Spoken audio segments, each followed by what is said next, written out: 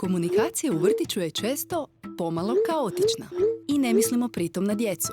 Da, komunikacija roditelja i odgojitelja često je raspršena između oglasne ploče, grupnih poruka koje brzo znaju skrenuti s teme i dobro poznatog lova po hodniku. Nije ni čudo što neke informacije onda ostanu previđene, pa ih treba ponoviti bar jednom, možda i 2 puta.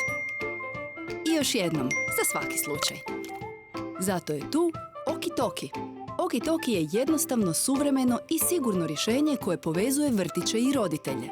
U Oki-Tokiju će se naći sve važne obavijesti, a intuitivne kategorije olakšavaju brže snalaženje. Oki-Toki uvijek zna točan raspored za svaku grupu. A tu je i nikad jednostavnija evidencija dolazaka. Uvid u razvojne igre i aktivnosti odgojitelji dijele u obliku novosti, a poslužit će i kao inspiracija roditeljima za aktivnosti kod kuće.